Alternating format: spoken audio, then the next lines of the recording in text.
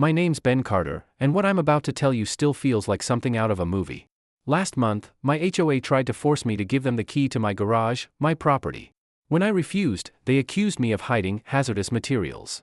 The next thing I know, they called 911 the moment I opened my garage door. But this story isn't just about a garage. It's about control, privacy, and what happens when you tell the wrong person no. I'm a Finnish carpenter, which means I like things square, level, and done right. I like quiet, too. And after years of saving, I finally bought a place where I thought I'd get it, Meadow Ridge Estates. Perfect little lawns, cookie-cutter houses, peace and quiet. Mine was the gray one with a 2-car garage, my sanctuary. Inside my garage were 2 of my most prized possessions. First, my grandpa's 1968 Triumph Bonneville, candy apple blue. It's more than a motorcycle. It's a memory, a promise I made to keep it running as long as I'm breathing. Second, a massive safe I scored at a storage auction, 4 feet tall, heavy enough to crush toes, and a total mystery. I hadn't cracked it open yet. That secret was mine. For a week, everything was perfect. Then came the letter. An invitation, no, a summons, to a mandatory HOA meeting. I'd met Karen Moore, our HOA president, once before. The type who smiles like she's doing you a favor while telling you exactly how to live your life. The meeting was in the clubhouse. It smelled like stale coffee and quiet regret. Karen stood at the front, all smiles, preaching about curb appeal until I thought I'd pass out. Then she dropped the bomb. For community safety, the HOA now required keys to every garage and storage building. The room went dead silent. Everyone just stared at their shoes. Nobody wanted to be the first to speak. But I build doors for a living. I put locks on them for a reason. So I raised my hand. Yeah, I'm not doing that, I said. Karen's smile tightened. It's a mandatory safety rule, Mr. Carter, for the fire department, she said sweetly. The fire department has axes, I said. They'll get in faster that way. A few neighbors chuckled under their breath. Karen's face turned pink. Then her boyfriend, Brandon, her personal muscle, puffed out his chest. It's for everyone's protection. I just looked at him. No thanks. I'll protect myself. Karen's fake smile snapped back into place. Very well. Refusal will result in fines. And if you open that garage without an HOA compliance officer present, we'll consider it an attempt to hide a violation, and call 911. That wasn't a rule. That was a threat. I walked out without another word. I knew then this wasn't about safety. This was about control. The next morning, I woke to a $50 fine taped to my garage door, along with a handwritten note, "This is your only warning." I crumpled it up, tossed it in the recycling bin, and grabbed my garage remote. I thought about my grandpa, sitting me on that Triumph's tank when I was a kid, teaching me to use a wrench and telling me never to let a bully push me around. So I pushed the button. The garage door rolled up, sunlight flooding in. Across the street, Karen stood on her porch, phone to her ear, grinning like she'd just checkmated me. Let her call. I had nothing to hide. I rolled the Triumph out, laid my tools on a clean rag, and got to work. 20 minutes later, a police cruiser pulled up. Sergeant Deeks got out, calm, collected, the kind of guy who's seen it all. Karen marched over, Brandon right behind her, accusing me of hiding hazardous materials. Deeks looked at me, looked at my bike, looked at my toolbox. Then he asked the only question that mattered, "Sir, is this your house?" "Yes, Sergeant," I said, handing him my deed and registration. He handed them back. "Everything looks in order." "Ma'am," he said to Karen, "this is a civil matter. Not a police issue. Do not misuse 911 again." Karen's face turned red as a stop sign.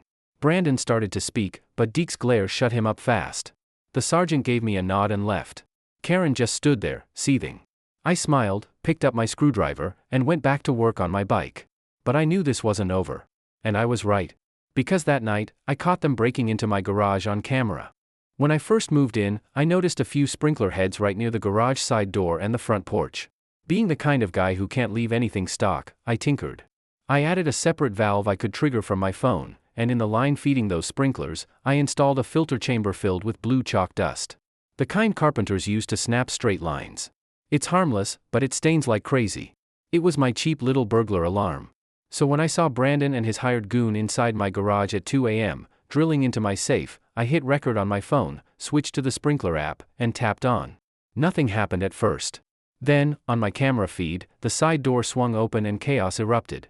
The sprinklers blasted a pressurized stream of bright blue slurry right into their faces. They stumbled out, coughing, slipping, looking like two rejects from a bad Smuff reboot.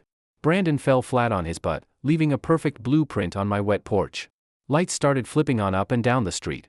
Paul Kim, my neighbor across the way, stepped outside with a coffee mug the size of a soup bowl. He just stood there, watching as the two blue idiots scrambled away, leaving a perfect trail of powder all the way down the sidewalk. I stopped recording. I had it all, crystal clear video of them breaking in, trying to drill my safe, then getting painted blue for their trouble. This wasn't about HOA rules anymore. This was about breaking and entering. And I was going to make sure they paid for it. The next morning, I left the porch exactly as it was, blue stains and all. Let the whole neighborhood see what had happened. Then I transferred the video to my laptop and called Sergeant Deeks directly. "Sergeant, it's Ben Carter. We spoke yesterday. I have clear video of a break-in. You're going to want to see this." Less than an hour later, Deeks was at my kitchen table, sipping coffee, watching the footage. He didn't say a word until the video ended. "Chalk dust?" he finally asked. "Harmless," I said. "But effective." He nodded. "That's Brandon Cole, HOA president's boyfriend. Attempted burglary. Clear as day." He glanced at the safe, then back at me. "They're obsessed with what's inside that box. The fastest way to end this is to open it, legally. I can get a judge to authorize it. You'll be there, it'll be supervised, and everything will be by the book." I agreed. If there was a secret worth breaking into my house over, I needed to know what it was. By late afternoon, Deeks was back with a locksmith and a signed search warrant. Standing in my own garage watching a stranger work the dial felt strange, but right. After 45 minutes, there was a satisfying clunk. The handle turned. The safe swung open. Inside was not junk. The top shelf was stacked with neat bundles of cash, hundreds and fifties, more money than I'd ever seen outside a bank. The shelf below held passports, driver's licenses, and IDs, all with the same man's face under different names. And on the bottom shelf sat a black ledger. Deeks carefully flipped through it. Dates, names, amounts, and one name I recognized immediately, B. Cole. The ledger showed payments tied to every big HOA project over the past year, the clubhouse roof, pool repairs, drainage work, all with dollar amounts that matched the money missing from the HOA budget. It wasn't a garage drama anymore. It was embezzlement, fraud, conspiracy, and Karen Moore and Brandon Cole were right in the middle of it. Deeks bagged the evidence, but let me snap high-res photos before it was sealed away. Then he pulled me aside. "This is a criminal case now. They don't know we have this yet, which means they're going to get reckless. Do not engage. If they show up here, call me directly." I nodded. But inside, I knew Karen wouldn't take this lying down. The next morning, my driveway turned into a battlefield. A flatbed tow truck backed in, hauling a huge forklift. Two men hopped out with a work order, signed by Karen, to remove an unapproved hazardous structure. They meant my safe. I stood on my porch, voice calm but sharp. "That safe is evidence in an active police investigation. You're not touching it." The driver just shrugged. "Look, buddy. I'm just here to do my job. Step aside." That's when I called Paul Kim. A minute later, I heard it, the deep growl of diesel. Paul rolled his full-size backhoe across the street, right into my driveway. Without saying a word, he lowered the front loader bucket to the ground, blocking the garage completely. Then he swung the backhoe arm across, cutting off the forklift's path. He killed the engine. The silence was deafening. Paul hopped down, nodded at me, then turned to the stunned work crew. "Looks like you've got a bit of a parking problem," he said casually. The driver looked at the backhoe, looked at his clipboard, then at us. He wasn't paid enough to fight a 10-ton machine. "Forget it," he muttered, climbing back into his truck. They packed up and left. Before they even cleared the street, Karen's voice crackled over the driver's phone on speaker, furious and shrill. Paul leaned on the backhoe horn, a deafening blast that drowned her out completely. I grinned. "Moat mode?" Paul smirked. "Moat mode." We left the backhoe parked there, a bright yellow declaration of war. For a day, everything was quiet, too quiet. People drove by slowly, some nodding, some shaking their heads, not wanting to get involved. Karen was nowhere to be seen. But I knew she was planning her next move. And just as the sky turned dark and the storm rolled in, I realized, the real fight hadn't even started yet. I stood at my living room window, watching the storm. The wind rattled the street signs like chattering teeth, matching my mood. The streetlights flickered. The rain hammered the pavement so hard it bounced back like mist. And then, through all that noise, I heard it. A dog barking. High-pitched. Panicked. Then a child's cry. Thin, terrified, almost lost in the wind. I looked down the street. The storm drain at the end of the cul-de-sac, the one our dues were supposed to have fixed last spring, was completely underwater. The street had turned into a swirling pool. and right in the middle of it stood a boy, no older than 7, waist-deep and frozen in terror. Beside him, a golden retriever barked frantically, pulling at his collar, trying to drag him back. Leo Jensen. 4 houses down. And Buddy, his dog. I didn't think. I just moved. I threw open my door and ran straight into the storm. The rain hit like gravel, the wind shoving me sideways, but I didn't slow down. I cut straight across the soaked lawns, mud splashing, grass tearing under my shoes. The water was deeper than I expected when I reached it. Freezing. Fast moving. It yanked at my legs, trying to pull me under. "It's okay," I shouted over the wind. "I'm coming." Leo didn't even look at me, he was locked in fear, clutching Buddy's collar like a lifeline. I waded in. Chest deep now, feet slipping on the asphalt below. Every step was a fight. Buddy barked and bared his teeth as I got closer, not sure if I was friend or threat. "Easy, boy. Easy." I kept my voice calm. I reached out, took Leo's arm gently. "Hey, Buddy. I'm Ben, your neighbor. We're getting out of here together." He finally looked at me. His lip quivered, but he nodded. I scooped him up with one arm. He wrapped around me like a vice, shivering and sobbing. "Buddy," he cried. "We can't leave Buddy." "We're not leaving him," I said. I grabbed Buddy's collar with my free hand. Then we turned. Step by step, fighting the current, dragging ourselves back toward the curb. By the time my feet hit the slope, my legs felt like lead. I stumbled out of the water, clutching Leo and Buddy both. Neighbors were coming out onto porches now, drawn by the shouting.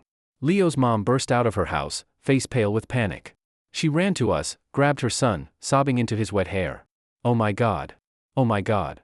I just stood there, soaked, exhausted, as Buddy shook about a gallon of stormwater all over me. That's when I saw her. Lisa Truman. She lived 2 doors down. Quiet. Nervous. Always voted with Karen at meetings because it was easier. She stood on her porch holding a fat manila folder. But she wasn't looking at the kid. Not the dog. Not even the flood. She was staring at me. Our eyes met. And I could see it click in her mind, the flood wasn't an act of God. It was an act of negligence. The money that should have fixed that drain was sitting in Brandon Cole's pocket. Her expression shifted. Fear melted. Resolve took its place. She gave me a single, firm nod. And just like that, I knew I had an ally. 20 minutes later, I was still dripping on my own doormat when there was a knock. Lisa stood there, rain plastering her hair to her face, clutching that folder like a shield. "Can I come in, Mr. Carter?" "Of course," I said. She stepped inside, glancing around like Karen might pop out from behind my couch. I handed her a towel, grabbed one for myself. "What you did for Leo," she started, drying her face. "That drain was supposed to be fixed months ago. We approved the money. We paid it out. To Cole Contracting," I said. Her eyes widened. "How do you know that?" So I told her everything. The safe. The break-in. The blue chalk sprinkler trap. The search warrant. The ledger. I watched her fear harden into anger. "She lied to us," Lisa whispered, clutching the towel. "She lied about everything." She pushed the manila folder toward me. "These are copies of every board meeting, every financial statement, every invoice. I made them because I was scared. Karen threatened to bury my husband's business in zoning complaints if I didn't go along. But after tonight? After what could have happened to that boy? I can't stay quiet anymore." I spread the papers out across my kitchen table. It felt like building a weapon. I pulled out my laptop and built a timeline, audio of Karen's fake 911 call at the top, followed by Sergeant Deke's body cam showing her being shut down, then my own camera footage of Brandon breaking in and getting blasted in blue. I added photos of the safe, the cash, the fake IDs, the ledger. Then I scanned Lisa's documents, every invoice, every board minute, every payment, and lined them up side by side with the ledger entries. Finally, I added one last image, me carrying Leo out of the floodwater. When it was all assembled, it told a perfect story: the theft, the cover-up, the danger, the proof. "This is everything," Lisa whispered, staring at the table. "What are you going to do with it?"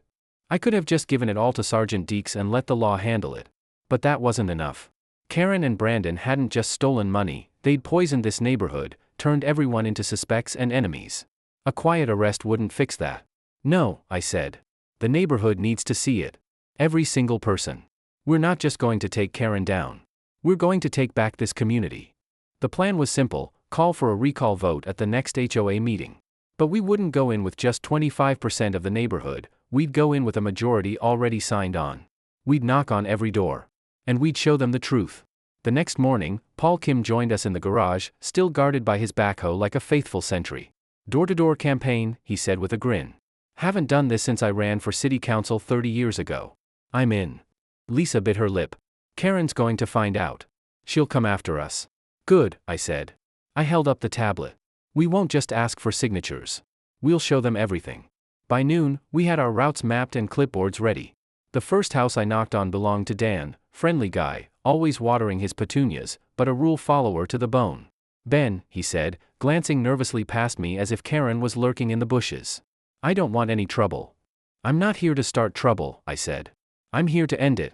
5 minutes, just watch. He hesitated, then nodded. I stood on his porch and played the presentation. His face went from wary to furious in minutes. When it ended with the photo of Leo in my arms, Dan just shook his head. That money was supposed to fix the drain. He signed without another word. House after house went the same way. Hesitation. Shock. Then anger, and a signature. By the end of the first day, we had 18 names.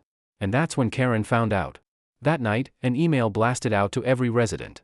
Subject line, urgent community alert. The war was officially on. Karen's email was a masterpiece of paranoid fiction. She accused me of being a dangerous and disgruntled resident, of harassing homeowners, and spreading malicious lies to undermine the safety and security of Meadow Ridge. She warned that the recall petition was illegal and claimed anyone who signed it could face fines for engaging in divisive activity. It was pure scare tactic, and it worked. The next day, doors that had opened easily now stayed shut. People peeked through blinds and didn't answer. One woman cracked her door just enough to whisper, "I believe you, but I can't sign. My fence is technically 2 inches too high. She'll make me tear it down." Karen had trained them well. Fear was her currency, and business was booming. We were stalled at 22 signatures. 3 short of the threshold. I sat with Lisa and Paul in his kitchen, staring at the clipboard. "She's got them spooked," Paul said, rubbing his forehead. "Maybe we just give this to the cops and let them deal with it," Lisa said, sounding small again. "No," I said. "That lets her rewrite the ending. She'll say she was the victim of a rogue boyfriend, resign, and disappear. The neighborhood will never know the truth. And the system she built, the fear, will stay right here." I tapped the list of remaining houses. "We just need a few more people to be brave." That's when a white pickup rolled to a stop outside. Brandon Cole. Ball cap pulled low, pretending to scroll his phone while staring right through us. "Harassment, Exhibit A," Lisa muttered. I walked onto the porch, raised a hand, and called out cheerfully, "Morning. Need directions to a legitimate invoice?" He revved the engine once, slow and threatening, then rolled away. 2 kids on scooters zipped past and yelled, "Blue man. Doofus." The tension cracked just enough for us to laugh. And then came the knock. Mrs. Jensen stood there, Leo's mom, holding a plate of cookies like a peace offering. "I heard what you're doing," she said. "And I saw Karen's email. Lies. Every word." She looked at the petition on the table. "Can I sign?" I handed her the pen. She didn't just sign, she carved her name into the paper. "And I think I can get you a few more." She took the clipboard and the tablet and left.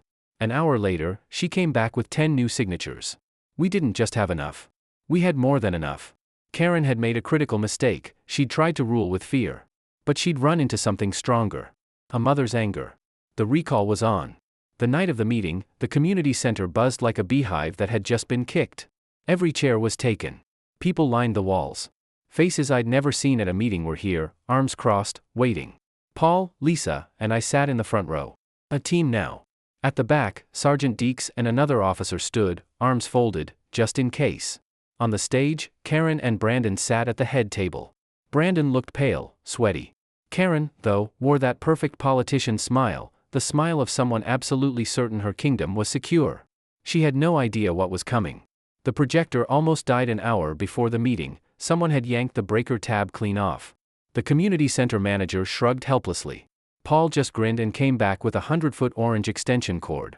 "Vending machines are on a different circuit," he said, plugging us into the cola line. The projector hummed back to life. When the room was full, 2 of Karen's allies unfurled a glossy vinyl banner in front of the screen, "Keep Meadow Ridge safe." The crowd booed. Deeks just looked at the banner, then at them, and folded his arms. The banner folded itself back up. Karen rapped her store-bought gavel. "Welcome, neighbors," she said brightly. I fingered the remote in my pocket. The cola circuit held. So would we. She started with routine business. Landscaping bids. Holiday decoration complaints. Stalling. Pretending nothing was wrong. But eventually, she had to face it. It has come to my attention, she said, holding the petition between two fingers like it was biohazardous, that a misguided recall effort is circulating. It is full of procedural errors, but in the spirit of transparency, we will allow Mr. Carter to speak for 3 minutes. Then we will vote to dismiss this nonsense. Despite her little speech, the petition forced the recall onto the agenda. She smiled at me, smug, certain she still had the room. Mr. Carter, she said sweetly, your 3 minutes start now. I walked to the podium. Didn't look at her. Looked at my neighbors. My name is Ben Carter, I said. And she's right, this is about transparency. So let's be transparent. I clicked the remote. The first image appeared, me carrying Leo out of the flooded street. A gasp went through the room. This, I said, is what happens when a storm drain doesn't get fixed. Let's find out why it wasn't fixed. Click. Karen's 911 call played over the speakers, her voice shrill, accusing me of being dangerous. People shifted uncomfortably, glancing from her voice on the speakers to me standing calmly at the podium. Click. Deke's bodycam footage played. The entire room watched as he dressed Karen down for wasting police time. She tried to interrupt. This is out of order. This is my priva, let him speak. Paul's voice cut through. Others joined in. Let him speak. Karen sat down, her smile gone. Click. Security footage, 2 figures breaking into my garage, blue chalk dust erupting. The room roared with laughter. Brandon sank so low in his chair, he nearly vanished. Click. The ledger appeared, side by side with the HOA bank statement. A big red line connected a payment to Cole Contracting with the matching entry, $15,000. Your money, I said, voice ringing. Paid to her boyfriend's fake company for a job that was never done. And this is just one entry. The pool. The roof. The landscaping. All of it, a lie. I shut off the projector. Silence. Karen stood, gripping the podium like it might keep her afloat. He's lying, she shrieked. This is fabricated. He's a criminal, he refused to give me a key to his garage, her voice cracked. She was unraveling, right in front of everyone. And suddenly, I knew exactly what to say. I walked right up to the stage. Looked her dead in the eye. Spoke into the microphone, calm and steady, you're right, Karen. This is about keys. About safety. About trust. I pulled my garage key from my pocket, held it up so it glinted in the light. So let's make a deal. I'll swap you keys, my garage for your front door. For a heartbeat, the room was silent. Then it exploded. Laughter. Cheers. Catharsis. The whole room let go at once, months, years of control breaking like a dam. The vote wasn't close. Hands went up everywhere. Only one stayed down, Brandon's. Karen was recalled. Lisa Truman was voted in as interim president. And that's when Deeks walked forward. Karen Moore, he said, voice steady, you are under arrest for embezzlement and conspiracy. The second officer turned to Brandon. Brandon Cole, attempted burglary and fraud. The click of handcuffs was the perfect closing gavel. In the days that followed, Meadow Ridge changed. Lisa killed the Community Safety Initiative in her first official vote. Then she sent every homeowner a single-page letter, no spin, just facts. A full audit. A promise the DA was pursuing recovery of funds. She even posted a public spreadsheet with every expense, line items, dates, vendors. Sunlight. And it worked. Paul brought 2 retired foremen, a skid steer, and a truckload of pipe. We cut asphalt, set new drains, poured fresh concrete. Neighbors showed up with donuts, coffee, tool belts. Kids chalked arrows on the curb showing where water should flow.